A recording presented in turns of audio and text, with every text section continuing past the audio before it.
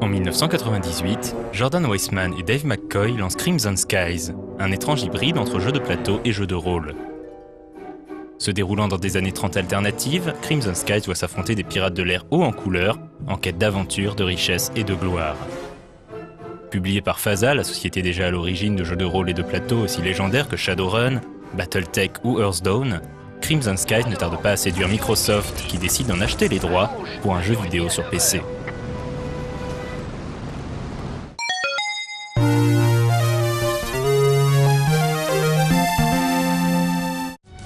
Tout d'abord, il faut préciser que lors des saisies de ces images, nous avons rencontré un bug graphique sur l'affichage de certains textes à l'écran. Dans l'univers uchronique de Crimson Skies, la Grande Dépression a provoqué l'éclatement des États-Unis en une myriade d'États rivaux. Dans ce contexte, le transport aérien de marchandises a connu un essor spectaculaire, et le Zeppelin règne en maître sur les airs. Mais c'est aussi l'ère de pirates d'un nouveau genre, comme Jonathan Gengis Khan ou la belle Cygne Noire, pillant les routes commerciales à bord de leurs avions armés jusqu'aux ailerons. Face à eux, des escadrons d'as, menés par des héros comme Paladin Blake ou Charlie Steele. Entre l'ombre et la lumière, le joueur se glisse dans le blazer en cuir de Nathan Zachary, chef de la bande des Fortune Hunters. Entre Han Solo, Indiana Jones et Albator, Zachary est techniquement un pirate, mais surtout un aventurier au cœur d'or.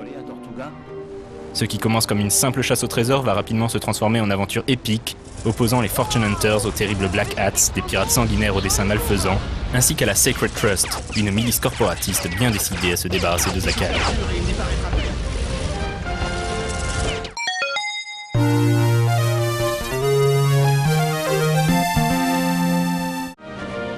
Crimson Skies est un simulateur de vol orienté arcade, mettant le joueur aux commandes d'avions imaginaires au design rétro très soigné.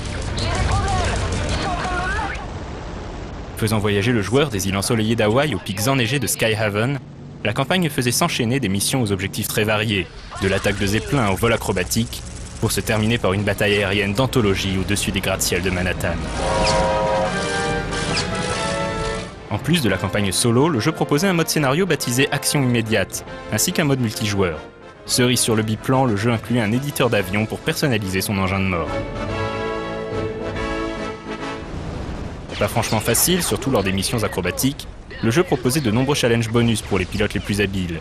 La réussite de ceux-ci débloquait des coupures de presse et des trophées dans le journal de bord de Nathan, qu'il était ensuite possible d'exporter en fond d'écran pour son bureau Windows. Le jeu rencontra un joli succès qui s'explique grâce à son gameplay accrocheur et son atmosphère très soignée.